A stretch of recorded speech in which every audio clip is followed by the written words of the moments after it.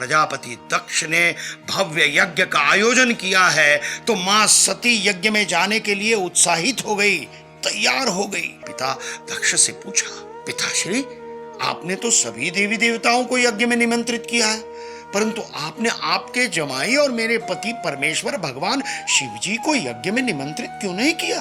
तब प्रजापति दक्ष ने सभी देवी देवताओं के सामने, माता सती के सामने भगवान शिव जी का घोर अपमान कर दिया और अपशब्द कहे।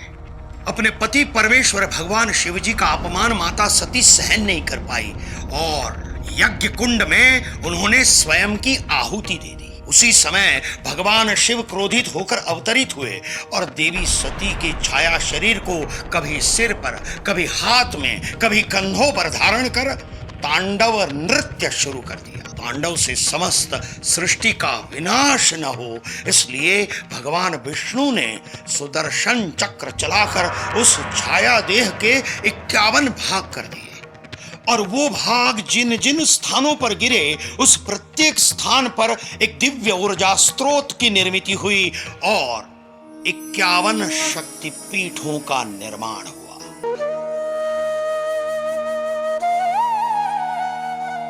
पौराणिक कथा के अनुसार देवी सती के दाएं कान का कुंडल यहां पर गिरा था। कुंडल को संस्कृत भाषा में कर्णिका कहते हैं और कर्णिका में जो रत्न मणि थे वो भी यहीं पर ही गिरे थे और इसी कारण इस स्थान को हम मणिकर्णिका घाट के नाम से जानते हैं। और मणिकर्णिका घाट पर ही शक्तिपीठ का निर्माण हुआ जहां मां विशालाक्षी गौरी शक्ति के रूप में विराजमान हैं और उनके साथ शिवजी प्रत्यक्ष काल भैरव के रूप में प्रकट है। यहाँ विशालाक्षी गौरी का स्वरूप बहुत अद्भुत है। प्रत्येक देवी भक्त के मन में ये तीव्र उत्कंठा और तीव्र इच्छा होती ही है कि वो विशालाक्षी शक्तिपीठ सहित सभी के सभी 51 शक्तिपीठों के दर्शन करे और वहां की दिव्य ऊर्जा प्राप्त करे।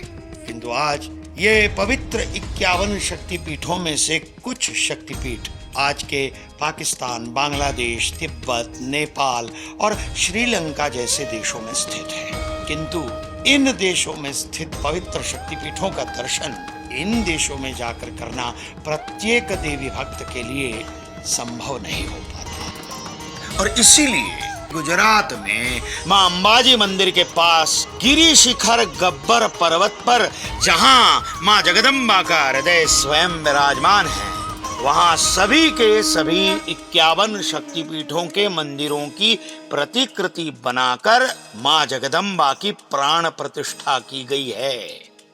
यहाँ सभी मंदिर केवल शक्तिपीठों की प्रतिकृति नहीं अपितु यहाँ के शक्तिपीठों की पूजन विधि भी मूल शक्तिपीठों की पूजन विधि के अनुसार ही की जाती है। चलो, बुलावा आया है, माता ने बुलाया है, चलो अंबाजी माँ के हृदय के पास, चलो गुजरात पवित्र यात्रा धाम विकास बोर्ड और गुजरात टूरिज्म आपकी प्रतीक्षा कर रहा है। चलो अंबाजी, जय अंबा।